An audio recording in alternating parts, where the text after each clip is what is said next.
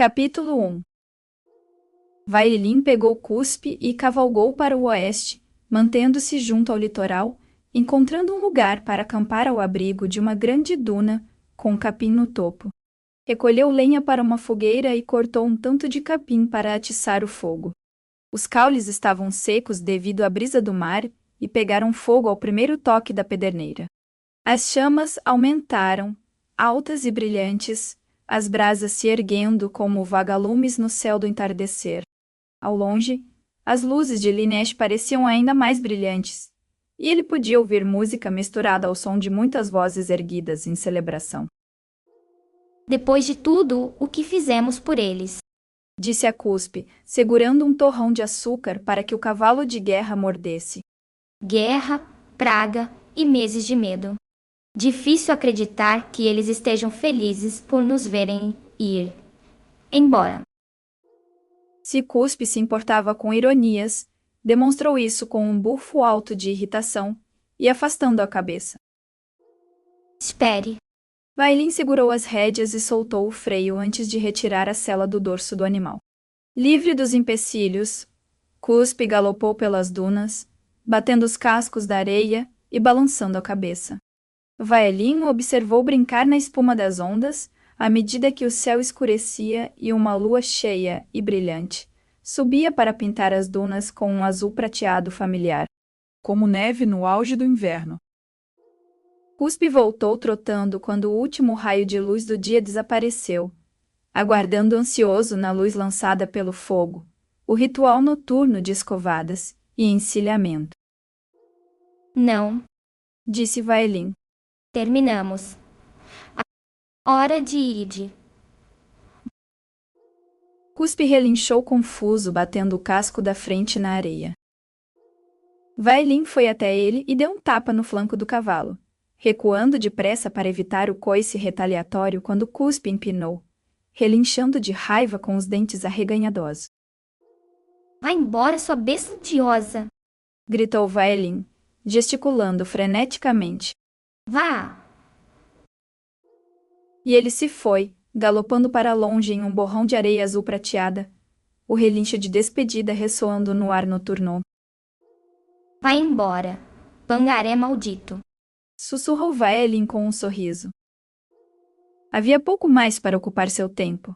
Então ele se sentou, alimentando o fogo, lembrando-se daquele dia no alto das ameias, no Forte Alto, quando viu Dento se aproximar do portão sem Nortá, e soube que tudo estava prestes a mudar. Nortá, Dentos. 2 irmãos perdidos e estou prestes a perder outro. Houve apenas uma leve mudança no vento, trazendo um odor suave de suor e maresia. Vailin fechou os olhos, ouvindo-o arrastar suave de pés na areia que se aproximavam pelo oeste, sem tentar se esgueirar. E por que tentaria? Somos irmãos, afinal de contas. Abriu os olhos para encarar a figura parada à sua frente. Olá, Barcos. Barco sentou-se diante da fogueira erguendo as mãos para as chamas. Os braços musculosos estavam descobertos, já que vestia apenas um colete e calça de algodão, os pés descalços e o cabelo molhado de água do mar. A única arma que trazia era seu machado, amarrado às costas com tiras de couro. Pela fé, Grunhiu ele. não faz tão frio assim desde a Martiche. Deve ter sido um nado difícil. Pode apostar. Já estávamos a 5 quilômetros de distância quando percebi que você tinha me enganado, irmão. O capitão do navio precisou de bastante persuasão para virar o navio de volta para a costa. Ele sacudiu a cabeça e gotas de água voaram do cabelo longo. Navegar para o extremo ocidente com a irmã Sharon. Como se você fosse perder uma chance de se sacrificar. Vailin observou as mãos de Barcos, viu como não havia tremor algum nelas, embora estivesse frio o bastante para fazer a respiração sair como fumaça. Esse foi o acordo, certo? Prosseguiu Barcos. Nós seríamos poupados e eles ficavam com você? E o príncipe Malcius é devolvido ao reino. Barcos franziu o senho. Ele está vivo? Fui econômico com a verdade para conseguir tirar todos vocês da cidade sem qualquer rebulição. O irmão grande grunhiu de novo. Quanto tempo até virem atrás de você? Ao raiar do dia. Tempo de sobra para descansar, então? Ele soltou o machado das costas, colocando-o ao lado no chão. Quantos você acha que eles vão mandar? Vailin encolheu os ombros. Não perguntei. Contra nós dois, é melhor que mandem um regimento inteiro. Ergueu os olhos para Vailin, intrigado. Onde está sua espada, irmão? Dei para o governador Aruan. Não foi a ideia mais brilhante que você já teve. Como pretende lutar? Não pretendo. E, de acordo com a palavra do rei, vou me entregar à custódia ao Pirana. Eles vão matar você? Acho que não. De acordo com o quinto livro do Deus Cumbrelino, ainda tenho muitas pessoas para matar. Bah! Barcos cuspiu no fogo. Profecias são besteira. E a superstição para adoradores de deuses. Você tirou a esperança deles. É claro que eles vão lhe matar. É apenas uma questão de quanto tempo vão levar. Ele encontrou os olhos de Vailin. Não posso ficar parado e assistir eles prenderem você, irmão. Então vá embora. Você sabe que também não posso fazer isso. Não acha que eu já perdi muitos irmãos? Norta, Frentis, Dentos. Basta! A voz de Vailin soou brusca, cortando a noite. Barcos recuou alarmado e confuso. Irmão, eu... Apenas pare. Vailin examinou o rosto do homem sentando à sua frente com o maior cuidado possível, procurando por alguma fenda na máscara, algum lampejo de compostura perdida. Mas ela era perfeita, impenetrável e irritante. Lutou para dominar a raiva, sabendo que ela o mataria. Você esperou tanto tempo por isso?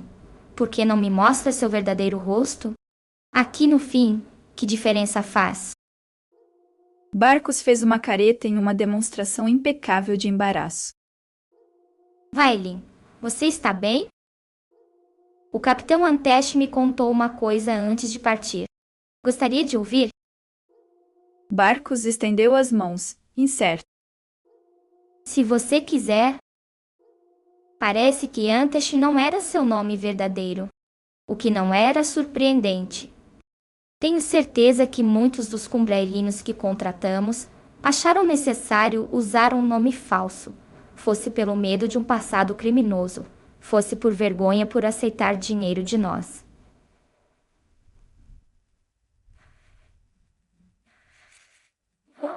O que era surpreendente é que nós dois já tínhamos ouvido outro nome dele. Ainda nenhuma mudança na máscara. Ainda nada além da preocupação de um verdadeiro irmão. Brain Antesh já foi um grande servo de seu Deus, disse Vailin. Sua devoção era tão grande que o levou a matar, a reunir outros que também ansiavam por honrar seu Deus com o sangue de hereges. Em determinado momento, ele os conduziu até a Martiche, onde a maioria morreu em nossas mãos, levando-o a questionar sua crença, a abandonar seu Deus, a aceitar o ouro do rei e entregá-lo às famílias de seus homens que tombaram. E então, apropriou-te uma guerra estrangeira, Toja Negra, Brain Antesh, já se chamou Flecha Negra, e ele me garantiu que jamais possuiu quaisquer cartas de livre trânsito do seu senhor feudal, nem seus homens. Barcos permaneceu imóvel, o rosto agora inexpressivo.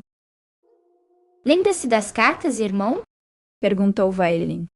As cartas que você encontrou no corpo do arqueiro que matei. As cartas que nos colocou em guerra com Cumbrael. Foi apenas uma leve mudança no ângulo da cabeça, um pequeno reposicionamento dos ombros, uma nova curva nos lábios, Mas de repente, Barcos havia sumido, como fumaça ao vento. Quando falou, Vailin não ficou surpreso ao ouvir uma voz familiar. A voz dos dois homens mortos. Você realmente acha que servirá uma rainha do fogo, irmão? Vailin sentiu um aperto imenso no coração. Agarrara-se à vã esperança de que pudesse estar errado. Que Anteste mentira, e que seu irmão ainda era um nobre guerreiro navegando para longe na maré da manhã. Agora ela se fora e restaram apenas os dois, sozinhos na praia, com a morte aproximando-se depressa. Disseram-me que há outras profecias. Respondeu ele. Profecias? A coisa que fora Barcos deu uma risada áspera e horrenda. Vocês sabem tão pouco. Todos vocês, anotando suas tentativas desajeitadas sobre o que seria sabedoria, chamando-a de escritura sagrada, quando na verdade são os devaneios dos loucos e dos sedentos pelo poder. O teste da natureza. Foi quando você o pegou? A coisa, usando o rosto de Barcos, sorriu. Ele queria tanto viver. Encontrar Janice foi uma dádiva de vida, mas seu senso de irmandade era tão forte que ele não conseguiu fazer o que era necessário. Ele encontrou o corpo de Janice congelado, sem manto. A coisa tornou a rir, uma risada áspera e discordante, deleitando-se com sua crueldade. Seu corpo e sua alma. Janice ainda estava vivo, quase morto pelo frio, mas ainda respirava, sussurrando apelos para que Barcos o salvasse. Claro que não havia nada que ele pudesse fazer. Estava tão faminto. A fome faz coisas estranhas a um homem, faz com que se lembre de que é apenas um animal que precisa se alimentar. E carne é apenas carne. A tentação o deixou enojado. A fome o estava levando além das raias da loucura. Então, ele saiu andando pela neve e deitou-se para morrer. Entes Mustor, Caolho, o carpinteiro que incendiou a casa de Amlin. Todos já estiveram à beira da morte. A morte é seu portão de entrada. Eles nos chamam, através do vazio odioso, o chamado lamentoso de uma alma à beira da morte, como um cordeiro perdido, atraindo um lobo. Nem todos podem ser tomados, apenas aqueles com a semente da malícia e o dom do poder. Barcos não era malicioso. Outra gargalhada venenosa. Ainda tenho que encontrar um homem sem malícia no coração.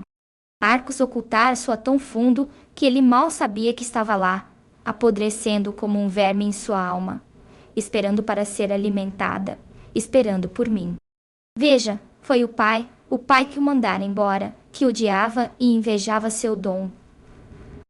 Ele viu as coisas maravilhosas que o garoto podia fazer com metal e desejou aquele poder. É assim que as coisas são com aqueles que têm dons como nós. Não concorda, irmão? Você foi sempre ele? Cada palavra dita desde então, cada feito, cada gentileza. Não posso acreditar que era você o tempo todo. A coisa encolheu os ombros. Acredite no que quiser. Eles chegam às portas da morte. Nós os tomamos, e a partir daquele momento, eles são nossos. Sabemos o que eles sabem, o que faz com que seja tão fácil manter a máscara. A canção do sangue sussurrou, nota suave, mas dissonante.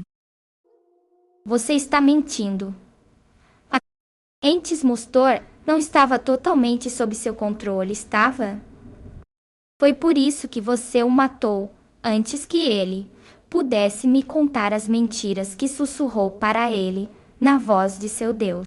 E quando foi atrás da Aspecto Elera, você tinha 3 homens sob seu controle, mas eles atacaram separadamente. Sem dúvida, seu assunto, com o Aspecto Corlin, na casa da Quarta Ordem sobrecarregou suas habilidades. Não acho que você consiga controlar mais de uma mente por vez, e aposto que seu domínio pode ser rompido. A coisa inclinou a cabeça de Bar. A visão da batalha é de fato um dom poderoso. Logo você estará à beira da morte, e um de nós virá para reivindicá-lo. Lirna o ama, Malsus confia em você. Quem melhor para guiá-los nos anos difíceis à frente?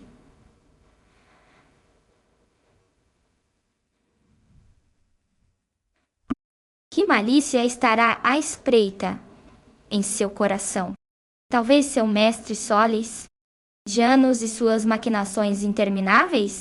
Ou será a ordem? Afinal, ela o enviou até aqui para me atrair, e com isso você foi privado da mulher que ama. Diga-me que não há malícia, irmão. Se é minha canção que você quer, por que tentou me matar 2 vezes? Enviando mercenários para Urlich para me matar durante o teste da corrida, enviando a irmã Rena ao meu quarto na noite do massacre dos aspectos. Qual o temos para mercenários? E a missão de Rena foi concebida às pressas. Tão inconveniente encontrá-lo na casa da Quinta Ordem, justo naquela noite, antes que soubéssemos que poder você poderia nos oferecer. A propósito, ela manda seus cumprimentos. Lamenta muito não poder estar aqui.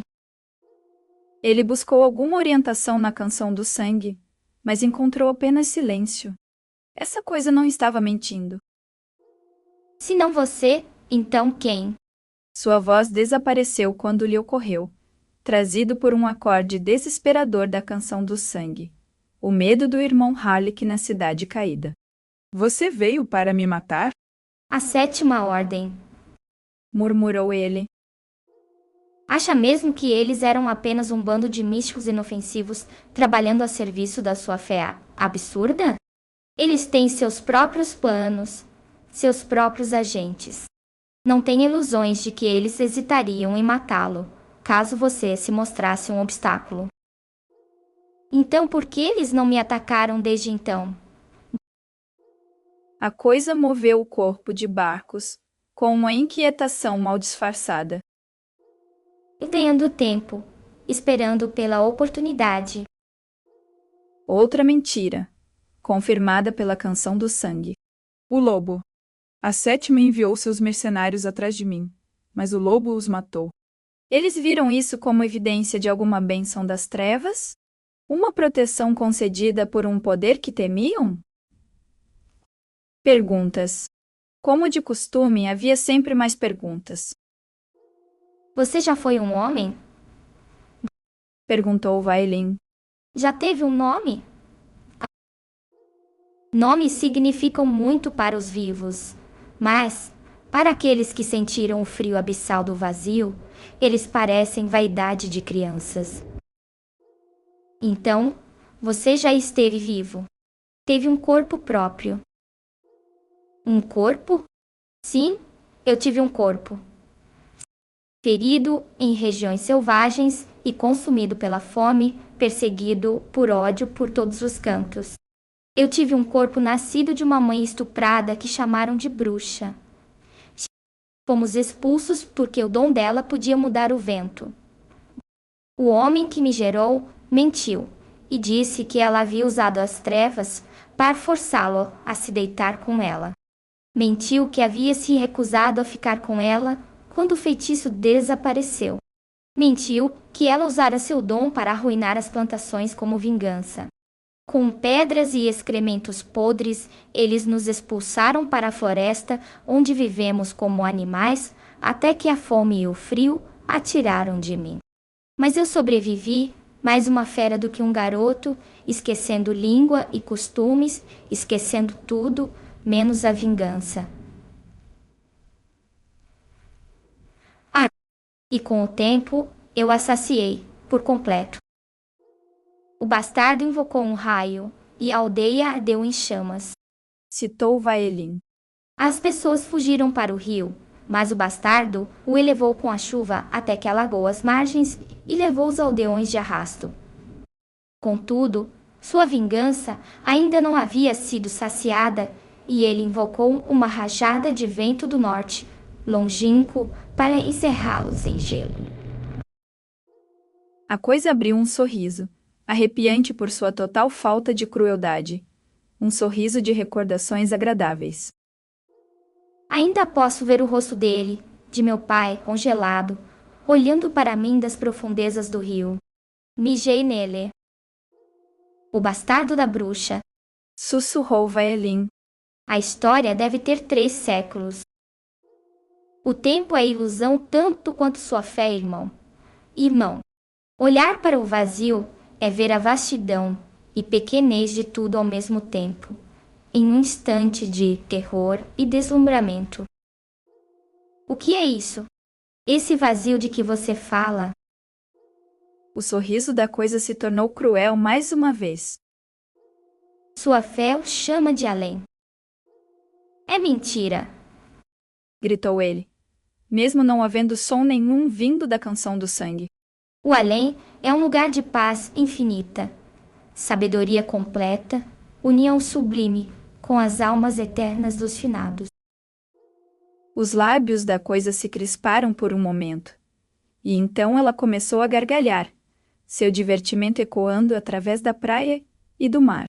Vaelin sentiu a mão coçar para puxar a adaga que tinha na bota, enquanto ela continuava a gargalhar, resistindo à tentação com dificuldade. Ainda não. Oh, A coisa sacudiu a cabeça, enxugando uma lágrima do olho. você é um completo idiota, irmão. Ele se inclinou para a frente. O rosto que havia sido de seu irmão uma máscara vermelha, à luz do fogo, sibilando. Nós somos os finados. Vaelin aguardou o chamado da canção do sangue, mas não ouviu nada além de um silêncio glacial. Era impossível. Era blasfêmia, mas não havia mentira nas palavras da coisa. Os finados nos esperam no além. Recitou ele, odiando o desespero em sua voz. Almas enriquecidas pela plenitude e bondade de suas vidas. Elas oferecem sabedoria e compaixão. A coisa estava gargalhando de novo, quase sufocada pelo jubilom. Sabedoria e compaixão. Há tanta sabedoria e compaixão entre as almas no vazio, quanto há em uma alcateia de chacais. Sentimos fome e nos alimentamos, e a morte é a nossa carne. Vaelin fechou os olhos com força, dando prosseguimento à recitação, as palavras saindo em profusão de seus lábios. O que é a morte? A morte é apenas uma passagem para o além e a união com os finados. É início e fim. Tema e receba. A morte nos traz almas novas para comandarmos, mais corpos para curvar a nossa vontade, saciar nossos desejos e servir ao propósito dele. O que é o corpo? Sem a alma. Carne corrompida, nada mais. Marque a passagem dos entes queridos, entregando suas cascas ao fogo. O corpo é tudo. Uma alma sem corpo é um eco arruinado e miserável de uma vida. Eu ouvi a voz da minha mãe. Ele estava de pé, com a adaga na mão, agachando-se em uma posição de luta, os olhos agora fixos na coisa do outro lado da fogueira. Ouvi a voz da minha mãe. A coisa que fora Barcos se levantou devagar, erguendo o machado. Acontece de vez em quando, entre os dotados. Eles conseguem nos ouvir as almas chamando no vazio. Principalmente ecos breves de dor e medo. Foi assim como tudo começou, sabe? A sua fé. Vários séculos atrás, um volariano excepcionalmente dotado ouviu um murmúrio de vozes do vazio, dentre elas a voz inconfundível de sua falecida esposa. Ele decidiu espalhar a palavra, as grandes e maravilhosas novas de que havia vida além desta punição diária de pesar e trabalho pesado. As pessoas escutaram, A palavra se espalhou, e assim começou a sua fé. Tudo construído sobre a mentira de que há uma recompensa na vida após a morte para a obediência servil nesta. Vailin lutou para dominar a confusão. Tentou parar de tentar fazer com que a canção do sangue falasse, para que mostrasse a mentira nas palavras dessa coisa.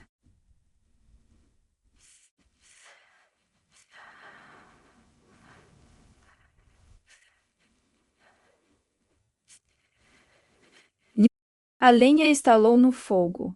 As ondas quebravam na praia com um estrondo incessante, e Barcos o encarou com um olhar frio e impassível de um estranho. Que propósito? Perguntou Vailin. Você falou ao propósito dele. E quem é ele? Você o encontrará logo. A coisa que fora Barcos agarrou o cabo do machado, com ambas as mãos, segurando firme e erguendo-se para que o luar batesse no gume da lâmina. Fiz isso para você, irmão. Ou melhor, permiti que Barcos o fizesse. Ele sempre ansiou pelo martelo e pela bigorna. Embora resistisse com bravura, até que eu me livrei da relutância. Belo, não é? Matei muitas vezes com muitas armas diferentes, mas devo dizer que esta é a melhor. Com ela, posso deixá-lo às portas da morte, tão facilmente como se eu estivesse empunhando a faca de um cirurgião. Você sangrará, definhará, e sua alma irá para o vazio. Ele o estará esperando lá. O sorriso da coisa agora era sombrio, quase pesaroso. Você realmente não devia ter dado sua espada, irmão. Se eu não a tivesse dado, você não teria ficado tão disposto a falar. O sorriso da coisa desapareceu. Chega de conversa. Ele saltou sobre a fogueira, o machado erguido para trás, os dentes arreganhados de forma hedionda. Algo grande e negro o encontrou no meio do pulo, fechando suas mandíbulas no braço dele, rasgando e cortando ao caírem juntos sobre o fogo, debatendo-se, espalhando as chamas. Vailin viu o machado odioso subir e descer uma vez, então duas, e ouviu o uivo enraivecido de um cão de escravos quando a lâmina o atingiu. E então a coisa que fora Barcos estava se erguendo do que restava da fogueira, o cabelo e as roupas em chamas, o braço esquerdo pendendo arruinado e inútil, quase arrancado pela mordida de arranhão. Porém, o direito ainda estava inteiro, e ele ainda segurava o machado. Eu pedi ao governador que o soltasse ao anoitecer, disse Vailin. A coisa rugiu de dor e fúria, o machado girando em um borrão prateado. Vailin abaixou-se sob a lâmina, golpeando com a adaga, perfurando o peito da coisa, à procura do coração. Ela rugiu de novo, brandindo o machado com rapidez sobre-humana. Vailin deixou a adaga cravada no peito da coisa e agarrou o cabo do machado no meio de um golpe e esbofeteou o rosto da coisa com as costas da mão, seguido de um chute na virilha. A coisa mal cambaleou e respondeu com uma cabeçada contundente, fazendo Vailin tropeçar para trás e cair de costas na areia. Há algo que não lhe contei sobre Barcos, irmão. Gritou a coisa saltando para mais perto, com o machado erguido. Quando vocês treinavam juntos, eu sempre fazia ele se conter. Vailin rolou para o lado e o machado afundou na areia, girou e desferiu um chute na têmpora da coisa, levantando-se de um pulo enquanto ela se recuperava, e tornava a golpear, a lâmina encontrando apenas o ar quando Vailin mergulhou sobre o arco do golpe. Agachou-se perto dela para arrancar a adaga do peito e apunhalou de novo, recuando para deixar que o machado passasse a um centímetro. A coisa que fora Barcos olhava para ele, chocada e imóvel, a fumaça subindo das queimaduras, o braço arruinado sangrando na areia. Largou o machado e levou a mão boa à mancha que aumentava depressa na camisa. Olhou por um segundo para a camada de sangue que cobria sua palma, e então caiu lentamente de joelhos. Vailin passou por ele e recolheu o machado da areia, lutando contra a repugnância, ao senti-lo em suas mãos. É por isso que sempre odiei tanto a arma? Por que este era seu propósito final? bem, irmão. A coisa que fora Barcos mostrou os dentes manchados de sangue em um sorriso de malícia absoluta. Talvez da próxima vez que me matar, eu esteja usando o rosto de alguém que você ama ainda mais. O machado era leve de modo incomum, fazendo apenas um nido tênue quando o ergueu e golpeou, cortando pele e osso tão facilmente quanto o ar. A cabeça do que havia sido seu irmão rolou na areia e parou. Vailin jogou o machado de lado e tirou o arranhão dos restos da fogueira quase apagada. Jogou areia nas queimaduras borbulhantes, rasgou sua camisa para pressionar farrapos contra os cortes profundos no flanco do animal. O cão de escravos choramingou, lambendo sem forças a mão de Vailin. Sinto muito, cachorro doido. As lágrimas lhe turvaram a visão, e ficou com a voz embargada pelos soluços. Sinto muito. Ele os enterrou separadamente. Pareceu ser a coisa certa a se fazer, por alguma razão. Não disse palavra alguma para Barcos, ciente de que seu irmão havia morrido anos antes, e de qualquer modo, não tinha mais certeza se poderia dizê-las, sem se sentir um mentiroso. Quando o sol nasceu, ele pegou o machado e foi até a beira do mar. A maré da manhã vinha rápida. As ondas ribombavam ao quebrarem no promontório. Ergueu o machado, surpreso por notar que a repugnância desaparecera. Qualquer mancha das trevas que a arma tinha parecia ter se dissipado com a morte do homem que a fabricara. Agora era apenas metal, moldado com maestria e reluzindo ao sol, mas ainda apenas metal. Jogou o machado no mar com todas as forças que conseguiu reunir. Observou ele cintilar ao rodopiar, antes de afundar, em meio às ondas, levantando pouca água. Lavou-se no mar e retornou ao acampamento improvisado, cobrindo as manchas de sangue da melhor forma possível, e então partiu em direção à estrada. Andando de volta na direção de Linesh, passou-se cerca de 1 hora até chegar ao local combinado, e o calor do deserto aumentava rapidamente. Escolheu um ponto próximo ao marcador da estrada e sentou-se para esperar. A canção do sangue ressoou, uma melodia nova, mais forte e mais nítida do que antes. Enquanto os pensamentos rodopiavam em sua cabeça, percebeu que a música mudava. Triste ao se lembrar do choramingo final de Arranhão, bombástica ao repassar a luta com a coisa que fora Barcos, e com a música vinham imagens, sons, sentimentos que ele sabia que não eram seus. Compreendeu que, pela primeira vez, estava realmente no controle de sua canção. Finalmente estava cantando. Em alguma parte, em um lugar que não era um lugar, algo estava gritando, implorando perdão a uma mão invisível que punia com uma dor interminável, alheia à misericórdia, ou malícia. Em um palácio longe dali, no norte, uma jovem mulher compunha a saudação que daria ao irmão quando ele voltasse. Um discurso elaborado com cuidado que combinava tristeza, arrependimento e lealdade com precisão.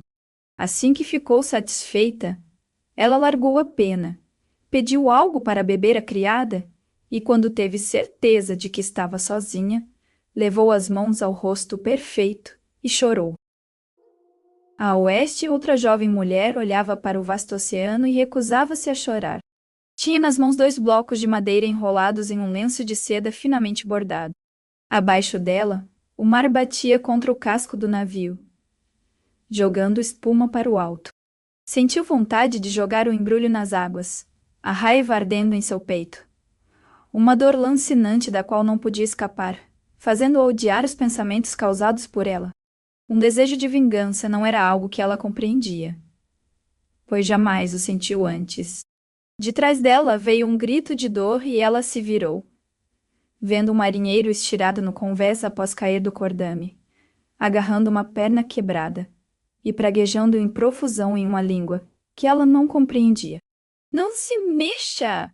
ordenou ela, indo se colocar ao lado do marinheiro, guardando os blocos e o lenço nas dobras do manto.